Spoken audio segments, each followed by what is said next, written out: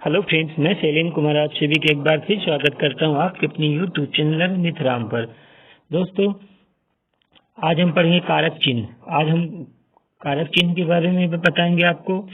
इसके पहले वर्णमाला, स्वर और व्यंजन, लिंग, वचन, संज्ञा हमने पढ़ रखे थे, जिसकी आपको डिस्क्रिप्शन बॉक्स में लिंक मिल जाएगी, वहां जाके आप देख लेना। कारक कारक की परिभाषा है संज्ञा या सर्वनाम के जिस रूप से उसका संबंध वाक्य के साथ दर्शाया जाए उसे कारक कहते हैं। मेन पॉइंट है, क्रिया के साथ संज्ञा अथवा सर्वनाम का सीधा संबंध होता है। उदाहरण है, पेड़ पर फल लगते हैं। एक बार देखना उदाहरण, पेड़ पर फल लगते हैं। पेड़ कारकी पद है, पर कारकी चिन्ह है। अगला है, कारक को प्रकट करने के लिए संज्ञा अथवा सर्वनाम के साथ जो चिन्ह लगाए जाते हैं उन्हें हम विभक्ति या परसर्ग कहते हैं। एक बार ध्यान देना, कारक को प्रकट करने के लिए संज्ञा अथवा सर्वनाम के साथ जो चिन्ह लगाए जाते हैं उन्हें हम विभक्ति या परसर्ग कहते हैं। कारक के भेद। हिंदी में कारक के 8 भेद होते हैं या माने जाते हैं। अगला देखना, कारक के भेद और कारक चिन्ह, कारक और चिन्ह। एक तरफ कारक है, एक तरफ चिन्ह है। कर्ता ने कर्म को करण से, संप्रदान के लिए अपादान से अलग होने, संबंध काकी के राजी रे, अधिकरण में पर, संबोधन हे हो अरे। एक तरफ कर्ता, कर्म, करण, संप्रदान, अपादान, संबंध, अधिकरण, संबोधन, ये सब कारक है। ने, को, से, के लिए, से अलग, काकी के राजी रे, में पर, हे हो अरे, ये सब चिन्ह है। एक कर्ता का चिन्ह है ने, कर्म का चिन्ह है को, करण का चिन्ह है से, संप्रदान का चिन्ह है के लिए, अपादान का चिन्ह है से अलग, संबंध का चिन्ह काकी के राजी रे, अधिकरण का चिन्ह है में पर, संबोधन का चिन्ह है हे हो। नोट में उत्पत्ति के आधार पर, मेन पॉइंट है, ध्यान देना, ये इंपॉर्टेंट पॉइंट है, ये एग्जाम में बार बार पूछा जाता है। उत्पत्ति के आधार पर कारक के भेद 6 माने गए हैं।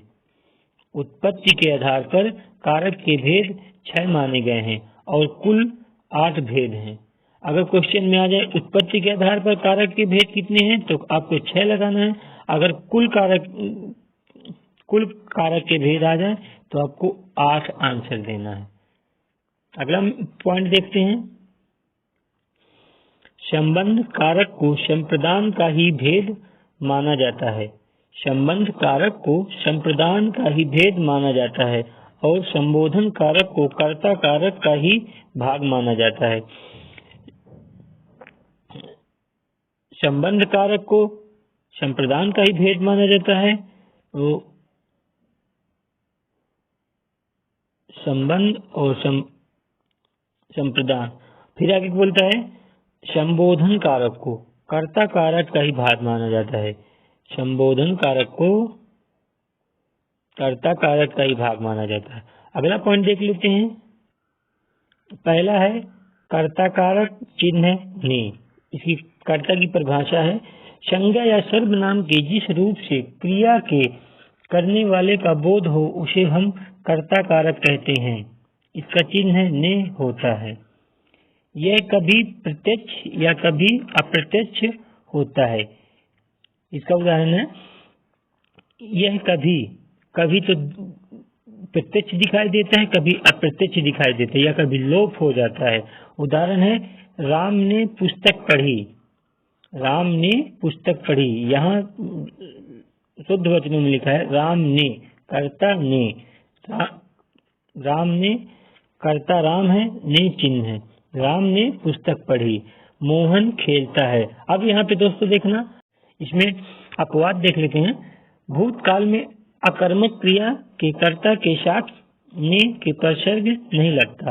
एक बार और देखना, भूतकाल में अकर्मक क्रिया के कर्ता के साथ ने के परसर्ग नहीं लगता और वर्तमान और भविष्य काल के सकर्मक क्रिया के साथ कि कर्ता के साथ ने पर शर्त नहीं लगता। उदाहरण है वह फल खाएगा। देखना, वह फल खाएगा, इसमें भविष्य काल को वर्णन किया गया है। और वह फल खाता है, वह फल खाता है, इसमें वर्तमान काल है। अगला कारक देख लेते हैं। कर्म कारक है चिन्ह को, ये कभी अप्रत्यक्ष कभी प्रत्यक्ष दिखाई देता है। परिभाषा है संज्ञा या सर्वनाम के जिस वाक्य पर क्रिया का प्रभाव या फल कर्म पर पड़े उसे हम कर्म कारक कहते हैं। एक बार और परिभाषा देख लेना, और मैं उम्मीद करता हूं दोस्तों आप मेरे साथ साथ नोट्स बनाते चलिए। ये नोट्स आपको आगामी एग्जाम के बहुत इंपॉर्टेंट नोट्स है। अगर इससे बाहर कभी भी क्वेश्चन पूछ ले तो आप हमें बताना। संज्ञा या सर्वनाम के जिस वाक्य पर क्रिया का प्रभाव या फल कर्म पड़े उसे हम कर्म कारक कहते हैं। उदाहरण, उसने श्याम को पढ़ाया, राहुल ने चोर को पकड़ा, उसने रोटी खाई। कर्म कारक पर प्रभाव पड़ रहा है, इसमें भी कर्म कारक पर प्रभाव पड़ रहा है। और इसमें कर्ता कारक अप्रत्यक्ष, कर्म कारक अप्रत्यक्ष दिखाई दे रहा है। किसे? उसने रोटी खाई, इसमें अप्रत्यक्ष है। इसके अपवाद देख लेते हैं। कहना या पूछना के साथ से का प्रयोग करते हैं, को का नहीं। एक बार ध्यान देना, इंपॉर्टेंट पॉइंट है अपवाद में। कहना या पूछना के साथ से का प्रयोग करते हैं, को का नहीं। से का प्रयोग करते हैं, को का नहीं। उदाहरण है राम ने रहीम से कहा, अभी मैंने आपको पढ़ाया क्या? कहना या पूछना के साथ से का प्रयोग करते हैं, को का नहीं। जैसे उदाहरण, राम ने रहीम से कहा, मोहन ने श्याम से पूछा। एक इंपॉर्टेंट पॉइंट है इसमें, हिंदी में निम्नलिखित शब्द में कोई आ जाए तो कर्म कारक होता है। एक बार और देखना नोट में, हिंदी में निम्नलिखित शब्द में कोई आ जाए, ध्यान देना दोस्तों, कह रहा है हिंदी में निम्नलिखित शब्द में कोई आ जाए तो कर्म कारक होता है। जैसे दूध का दूहना, मांग का मांगना, पक का पकाना।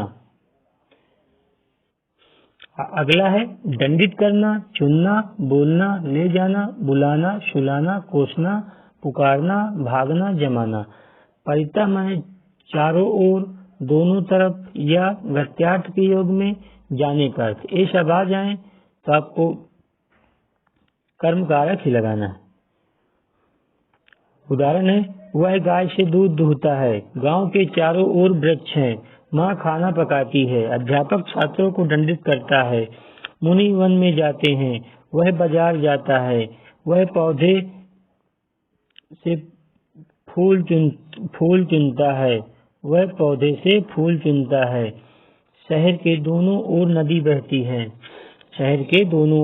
बहती है, अगला कारक है, तीसरा है करण कारक, इसका चिन्ह है से। परिभाषा है जिस साधन में अथवा जिसके द्वारा पूरी की जाती है उसे उस संज्ञा को करण कारक कहते हैं। जैसे श्याम गेंद से खेलता है, इसमें अपवाद 3 प्रकार के होते हैं। 7 शब्द, अंग भंग और समय पूछा जाए या बताया जाए। 7 शब्द में पहला है मैं पिताजी के साथ बाजार जाता हूँ, मैं अध्यापक के साथ लिखता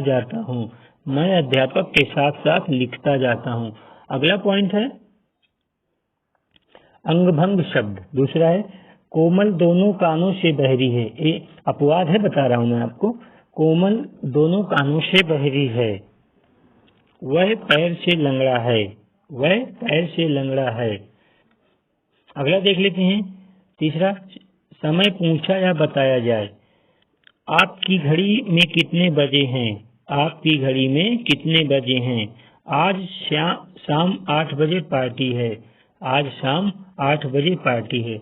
अगला कारक है संप्रदान कारक चिन्ह के लिए।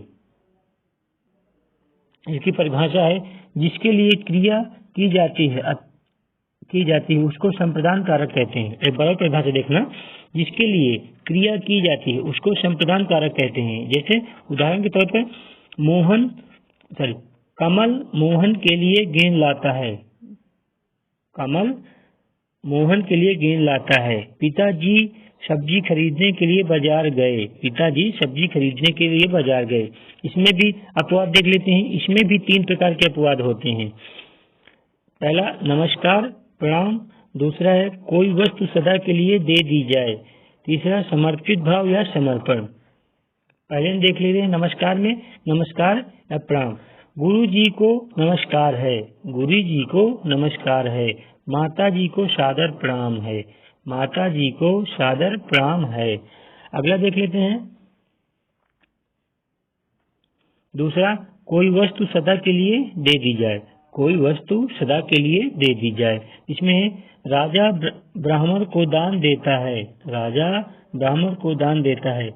मैंने अपनी कार पवन को दे दी। मैंने अपनी कार पवन को दे दी। अगला है तीसरा समर्पित भाव या समर्पण। इसका उदाहरण है यह हवन सामग्री देवताओं को समर्पित है। यह हवन सामग्री किसको समर्पित है? देवताओं को समर्पित है। कटप्पा का पूरा जीवन काकतीय वंश को समर्पित है। कटप्पा का जीवन किसके ऊपर समर्पित है? काकतीय वंश को समर्पित है। अगला पॉइंट देखते हैं और इम्पोर्टेंट पॉइंट है। अगला कारक है अपादान कारक चिन्ह से अलगाव। इसकी परिभाषा देख लेते हैं। जिस संज्ञा अथवा सर्वनाम से किसी वस्तु का अलग होने ज्ञात हो उसे अपादान कारक कहते हैं। एक बार परिभाषा देख लेना दोस्तों। जिस संज्ञा अथवा सर्वनाम से किसी वस्तु का अलग होने ज्ञात हो उसे अपादान कारक कहते हैं। उदाहरण है हिमालय से गंगा निकली या निकलती है। हिमालय से गंगा निकलती है। वृक्ष से पत्ता गिरता है। वृक्ष से या पत्ते गिरते हैं। वृक्ष से पत्ते गिरते हैं। इसका भी आप अपवाद देख लेते हैं। जहाँ पर दो व्यक्तियों वस्तुओं की तुलना की जाए वहाँ पर अपादान कारक होगा। अपवाद एक बार और देख लेना। जहाँ पर दो व्यक्तियों वस्तुओं की तुलना की जाए वहाँ पर अपादान कारक होगा। वहाँ पर कौन सा कारक होगा? अपादान कारक होगा। उदाहरण सीता राम से अधिक सुंदर है। राधा चांद से अधिक सुंदर है। यहाँ पर दो व्यक्तियों की तुलना की गई है तो यहाँ पर अपादान कारक है। जैसे सीता राम से अधिक सुंदर थे। राधा चांद से अधिक सुंदर है। अधिक सुंदर है। अधिक सुंदर है। इसमें भी अपादान कारक है। अगला देख लेते हैं संबंध कारक। अगला संबंध कारक चिन्ह है काकी के नानी ने। परिभाषा है संज्ञा अथवा सर्वनाम के जिस रूप से एक वस्तु की संबंध दूसरे वस्तु से किया जाए। एक वस्तु का संबंध दूसरे वस्तु से किया जाए उसे संबंध कारक कहते हैं। एक बार परिभाषा देख लें दोस्तों। संज्ञा अथवा सर्वनाम के जिस रूप से एक वस्तु का संबंध दूसरे वस्तु से किया जाए उसे संबंध कारक कहते हैं। उदाहरण राजा दशरथ के 4 पुत्र थे। राजा दशरथ के 4 पुत्र थे। रामू का घर दूर है। रामू का घर दूर है। इसमें भी अपवाद है। जहाँ पर कोई वस्तु सदा के लिए दे दी जाए। जहाँ पर कोई वस्तु सदा के लिए दे दी जाए। उदाहरण है मैं धोबी को कपड़े देता हूँ। अपवाद में क्या कर रहा है देखना दोस्तों। जहाँ पर कोई वस्तु सदा के लिए दे दी जाए। जहाँ पर कोई वस्तु सदा के लिए दे दी जाए। जैसे उदाहरण में मैं धोबी को कपड़े देता हूँ। रामू अपने मित्र को कपड़े देता है। अगला है अधिकरण कारक। अधिकरण कारक चिन्ह चिन्ह है में, पर या विषय में। परिभाषा इसके देख लेना। संज्ञा के जिस रूप से क्रिया के आधार का बोध होता है उसे हम अधिकरण कारक कहते हैं। उदाहरण है, घर पर माँ है, घर पर माँ है। सड़क पर गाड़ी खड़ी है, हमारी पुस्तक मेज पर है, छात्र कमरे में बैठे हैं। अगला है संबोधन कारक, चिन्ह है हे, हो, अरे। अगला है संबोधन कारक और लास्ट है परिभाषा देख लेते इसकी। संज्ञा के जिस रूप से किसी को पुकारने या सावधान करने आदि का बोध होता हो उसे संबोधन कारक कहते हैं। एक बार और परिभाषा देख लेना। संज्ञा के जिस रूप से किसी को पुकारने या सावधान करने आदि का बोध होता हो उसे संबोधन कारक कहते हैं। उदाहरण है, हे तुम क्या कर रहे हो, हे तुम क्या कर रहे हो, हे तुम क्या कर रहे हो। इसमें विस्मयार्थ बोध का चिन्ह लगा है। लड़की जरा इधर आ, लड़के जरा इधर आ, इसमें भी विस्मयार्थ बोध का चिन्ह लगा है। अरे राधा भाग गई, इसमें भी विस्मयार्थ का बोध लगा है। अरे राधा भाग गई। एक क्वेश्चन देख लेते हैं तब आपको समझ में आ जाएगा। क्वेश्चन नंबर 1 है, दशरथ के पुत्र राम ने रावण को मारा। दशरथ के पुत्र राम ने रावण को मारा। इस वाक्य में कौन सा पद कारक बनने की सबसे कम क्षमता रखता है। Option A Dasharath, option number B Ram, option number C पुत्र, ऑप्शन नंबर डी रावण या ऑप्शन नंबर डी इनमें से कोई नहीं। तो ऑप्शन नंबर बी इसका राइट आंसर हो जाएगा।